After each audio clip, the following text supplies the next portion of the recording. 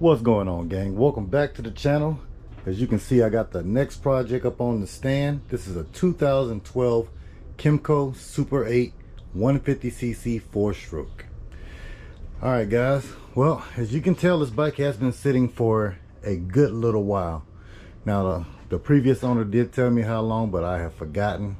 But it's 2012 and it doesn't have a lot of wear on the tires. And these are the original tires, so I'm assuming this bike wasn't on the road long when it was on the road. But all right, guys, check it out.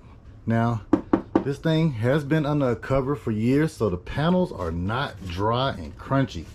We are missing the exhaust, and it looked like it came off with extreme force. Okay, our swing arm here is missing bolts. You can see the throttle cable hanging out right here by itself because we don't have no carburetor. And we also don't have a spark plug in there, none at all. Okay, guys, this engine is locked up tighter than El Chapo right now, and I'm hoping maybe we can free it up so we can put a new top end on it. I don't know why it's locked up. Is the cylinder, you know, melted to the piston? Is it just because it was open? Is it rust in there? You know, I don't know, but we're gonna dig in and find out. But yeah, check out the rest of the bike. Now, I was going to use this bike as a parts bike, but now I'm kind of second guessing myself because I don't have a title. The old guy said he had it, but he can't find it. Long story. But anyway, the bike is really good condition. I mean, as far as missing these two panels, well, one here, one there, and one there. I don't know if it was all one piece, so maybe 3 panels, but it's in actually good condition though, as far as the plastic is. Yeah, you can check the bike out. Now up here, there was a little shield thing that is here. I took it down because it was hitting the roof, but look at it. Look at that tire. I mean, the tread it's perfect. You even still got the little knobbies on the tire, so this bike wasn't on the road very long. I mean, it wasn't laid down, you know. Now I kind of wanted to just make this a parts bike, guys, and just, you know, pull the engine, triple tree, and make something custom out of it. But I don't know, kind of second guessing that now because I never looked this bike over. I bought this bike along with the blue Zuma and my dark blue Derby. You guys haven't seen that one on the channel yet, but I got another Derby that I had before the other Derby, and it's probably coming up next. But yeah, that seat was not bolted. Does it even have a hinge on it? Nope, no hinge. So okay, some parts have been robbed. You can see down there our carburetor is missing in action. All right, guys, but yeah, like I say, man, just besides the damage the sun has done to it, this thing is pretty good. Check out these pegs, man, for the rear passenger. Press that little button there and they flick out, you know, and they lock. All right, guys, I'm gonna stop talking, and first thing I want to do is, I see there's a whole bunch of fuse action going on here and missing fuses, so I want to try to patch all this back together real quick, put the jump box on it, and see will we get any signs of life out of it. Because if I do just, you know, strip this thing down, part it out, sell the body to somebody who has one or needs it, you know, I actually want to make sure the harness works because I really want this engine. Kymco is Taiwanese, guys, so that means that it's a GY6 still essentially, but it's built better. And I just noticed right now this is a DC. This is DC powered. You can tell by the way that it is. 90% of the time, I have no idea what the fuck I'm talking about. And the size of that freaking CDI box. Whew, okay, so it is not normal GY6 wiring. All right, this is gonna be interesting. All right, guys, let me stop talking and go ahead and get some juice on this thing. Well, all right, guys, I got the thing all wired up. This is just it was self-explanatory how to put these fuses back together. You can see the remnants of the fuse housing down there. Probably just dry rotted and fell off, or they stole the fuses out of it, because I'm not digging in there to find out. But check this out. The black wire is positive, the green is ground. This thing does have a red sleeve down there where it used to be red. Before the sun got to it, it slid down. So at first I hooked it up the wrong way and got a spark. So, well, a nice little light show anyway. But all right, check it out. Got it wired up. Now I do not have a key, so I had to hot wire this thing. And no, I am not telling you guys how to hot wire stuff, but let's check it out. We got signals. I got a noise. All right, we got signals. Flashing pretty fast, so that means a bulb is out somewhere. All right, let's try the left side. All right, this thing actually works. The tail light works. Okay, that one's good. Oh, there goes our out bulb right there. Let me shut that off because that is annoying. Come on, stop. There we go. All right, guys. Up front here, I noticed it has a fake signal spot where probably you could put some signals.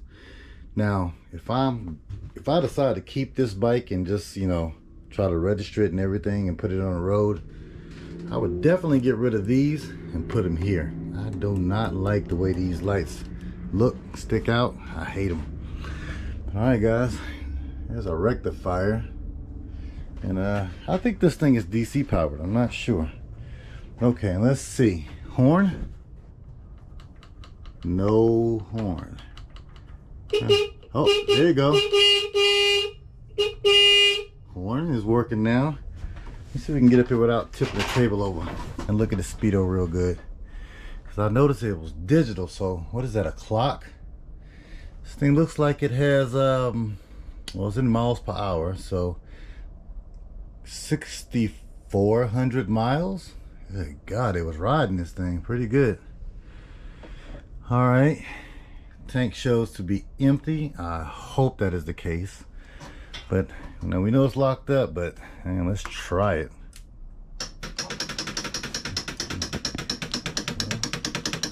We hear the starter just a clicking away. All right, guys, well, yeah, and it has the fake signal things back here in the back, so I definitely, if I decide to keep it, I'm not sure yet, I definitely would just relocate these and put them in there, because look, it just needs to be cut out, and take the guts out of here and put it over there.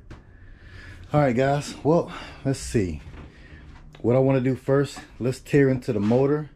Let's probably take these back plastics off, and let's see what's wrong with this engine.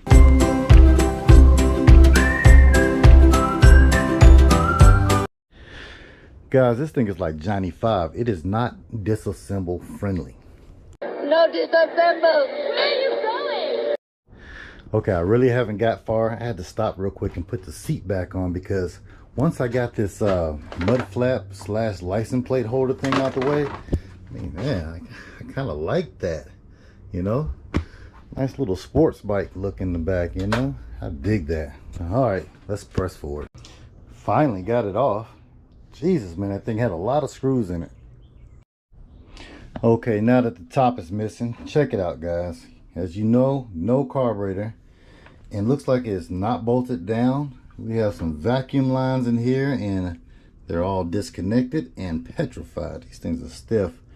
But yeah, let's just pull this intake up real quick. I'm nosing. I want to see, did any moisture get on top of that carburetor?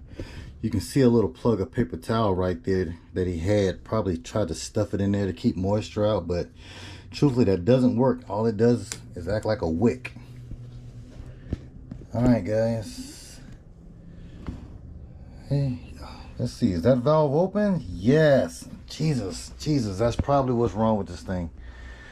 Let me get a light. Oh, got one right here, so you guys can see what I see. I don't know if you guys can tell, but look, that valve is open, so maybe it's locked up because of moisture. Like I say, these little wads of paper, and I don't know why I'm touching that. That is disgusting. When you stick a wad of paper in there, all it does is act like a wick. You can have it under a tarp. You know, when it's raining and the moisture in the air is all around it, it just sucks it up. And look at that little peak on there. You can see the dark coloration right there. That's where the water has been wicking off this sucker, and that was the tip. You can tell by the shape, by the way it is, that was going straight down there, just right into the cylinder. So, well, if it is rusted over and locked up, that's better than being fused. So let me go ahead and pop this top off. Oh, let's check the oil. I can't even get that. Good. Okay, we need a wrench. This makes no sense. Let's put a little penetrating oil on it. Yeah, I'm using this old man oiler can because I dropped my PB blaster and right on a screw, and it popped a hole in it, so I had to salvage it. Okay, let's see where that worked. Please don't break. There we go. That works. Dang, it's still tight. Can't do it by hand. Here we go. Is there any oil in this thing? And dipstick says nah. Swipe it off and look again. Let's re-dip. Nope. All right. Well, it could be either locked up because the cylinder is fused to the piston, or it got full of water because that valve is open and he had essentially a wick in there dripping water in the motor. So let's take the top end off.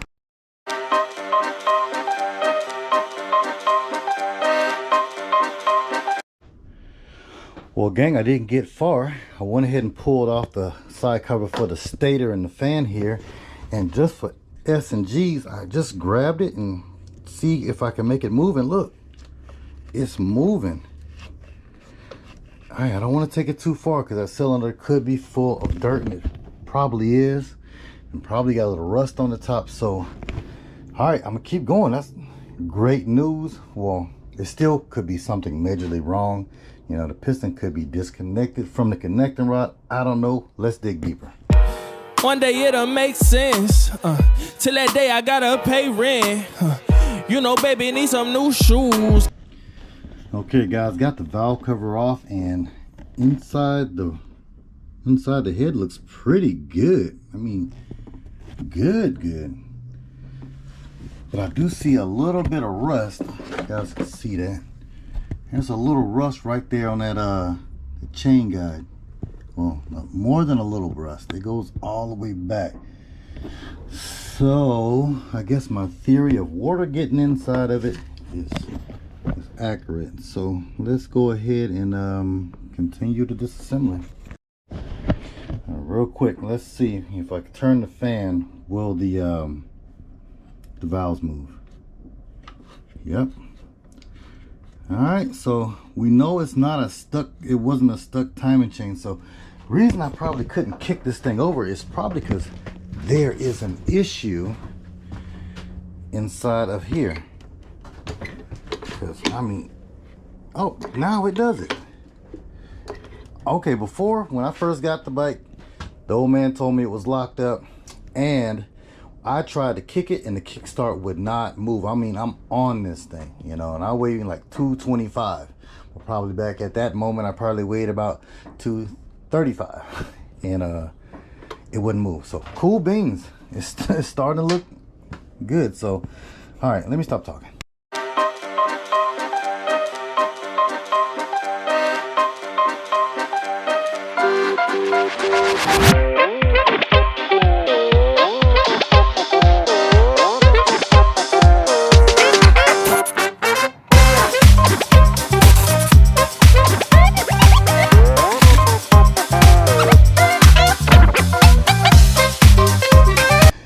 Well, I just took off the rocker assembly, and I don't know, is that rust?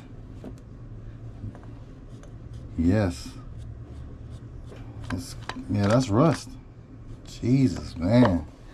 This thing saw some water. So set that to the side. Let's go ahead and just take the cam off.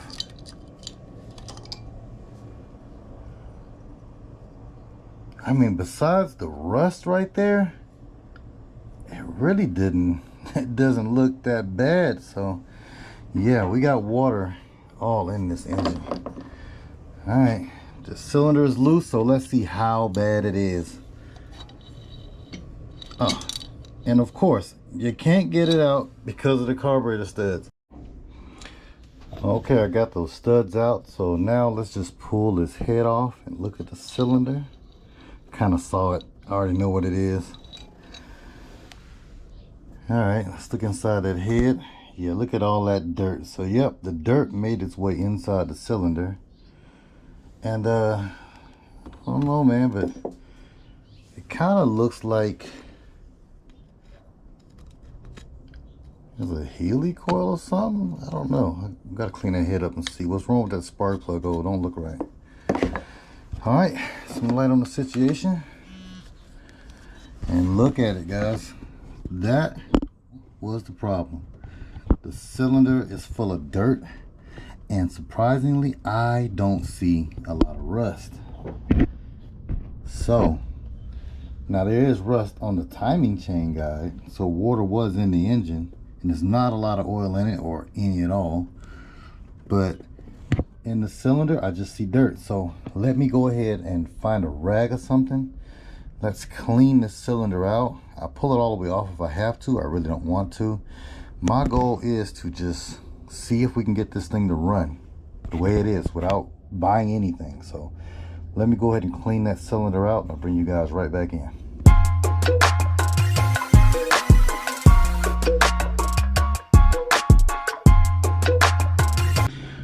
Okay, gang. Well, I got the dirt out of the cylinder, and there is some vertical scoring in there. I don't know if you guys can see it, but right there on that bottom, looks like some pretty good scratches in there. But that's not the problem. This thing is not locked up tighter than who did I say? El Chapo? Yeah, that guy. It was locked up more like how Martha Stewart was. It moves, but it can't go nowhere. But check that out. Look at the rust on the top of the cylinder. So I'm not even gonna play with it, guys. I'm just gonna shoot some oil around in there and just pull it out. I think we're just gonna have to go ahead and get a new top end. Okay, got it all oiled up. Let's see, I just need to find something to knock on that piston, which I really don't think the top end is any good. So I'm assuming they ran it low on oil and it just started to lock up. Here we go, I got something. It's hammer time. So let's see. I just, there it went.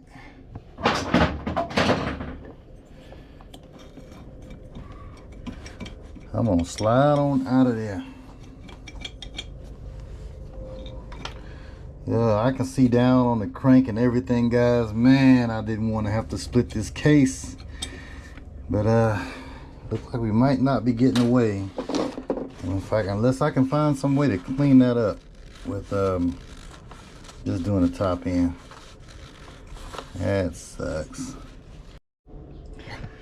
Well, guys, the old man I bought this bike from, yep, he knew exactly what he was talking about. You know, I'm having to go straight full hammer time. You see I broke a fin right there on the head, but I'm having to go full hammer time and lubricate this sucker just to get it to move a little bit. But all right, let me keep whacking at it and I'll swing you back in. All right, she be loose. Look at that, man. I was in there hammer time. Yeah, man, but yeah, you can see it right there on the bottom where the piston sat. Well, is that the bottom or the top? No, that's the top. Look, the top of where the piston was at. Let me get some light on it. It was rusted on. So I don't know, the scoring, I mean, did it run low on oil? Looks more like it just rusted itself right to the cylinder, and that's why I couldn't kick it. But yeah, and look at the piston. It doesn't look that much better, but it does move on this wrist pin, so that's cool. So that's leading me to think it was just rusted on, because usually when you run them without oil for a long period of time, and you can tell by the scoring on the top of that piston, it was ran without oil for some considerable amount of time, or low on oil. But usually the piston is seized to its wrist pin, and that moves pretty good. So let's pull that piston off real quick and give her a look, and we'll look in that case a little bit. All right, gang, got that piston out, man, and it's bad. It's bad. I mean, look at that scoring right there. Just paper towel and wipe it off for you. Yeah, it is not good, guys. I expected, you know, some dirt to be in the engine because that carburetor was off and the spark plug was missing. But I didn't expect this. I didn't expect it to be rust. So, you know, a little locked up engine. I have a little fight getting the piston out, and then I'll put a used top end, because I have a used 150cc top end that I could have thrown on, and we could have got it running around, But yeah, that's just carbon. But that rust, I did not expect that, man. I mean, and it's kind of really just gonna stop me in my tracks, because this engine case has to be split. Grab some light. Where's my phone? There it is. Hey guys, I need a phone sponsor too. This thing is all broke up. It's like 4 years old. Yeah, check it out, guys. Look at the rust on that crank. If I can get you in there. Yeah, the GoPro does not fit in between the studs. Oh, maybe it will. Hold on. Let's take you guys off the chest harness. And yeah, there we go. Oh, still don't fit in there. Anyway, check it out. What is that? Connect the rod and base. Okay, look in there. Look, that's not just a little bit of rust. That rust is scaly and thick. So yeah, we're not just going to throw a top in. This case has got to be split. Now the rust on the crank is not the end of the world, My light sits still. Here we go. Come on. Keep a good light. Yeah, it's not the end of the world for the engine, I mean, it rotates. Just clean it off real good. Or maybe just get a new one. No big deal. Rust on the guide, chain guide, that's no big deal. But yeah, guys, that blows, man. It kind of just stops me dead in my tracks. And there's no other way around it. Got to get a top end. I'm going to have to split this case. So now my plans for this bike was, and probably most likely 99.9% chance, that I'm just going to part this thing out for what I want to use it for. I want to take the engine and the front wheel, triple tree, and probably cut the neck off of the frame and build something custom. You know what I'm saying? Something just custom as heck. That's why I picked this bike up, even though it was locked up. 14-inch wheels in the back. You don't see that every day. It's not very common here in the States. It's not. So yeah, and it fits right for what I want to do. So I think that's what we're going to do, guys, because I mean, Jesus, that bums me out, man. Look at that. That's just bad. I expect dust, but not rust, and not out here in the desert, So alright, guys, well, if you need some body parts for a 2012 Kymco, hit me up at scooterrehab78@gmail.com. I think that's right. I'm gonna put it on the screen. So if that's not right, it'll be on the screen. But yeah, man, I mean, I was really considering just cleaning this thing up and keeping it the way it is. And then I have another engine with a big wheel on the back. It's actually a 16-inch. It's actually the bike that Chuck Bagger's front wheel and triple tree came from. So I got like that big long case, 16 inches, actually bigger than this thing, way bigger. And I do have that one too, but I don't know, guys. I'm thinking just part this thing out. Part it out. If anybody needs body panels, you know, you're not going to get I'm keeping the wiring harness. I'm keeping the switches.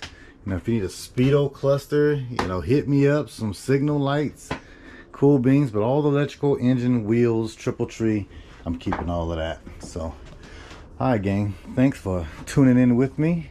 You can't win them all, but hey, we gave it a good shot, and I'll see you on the next one.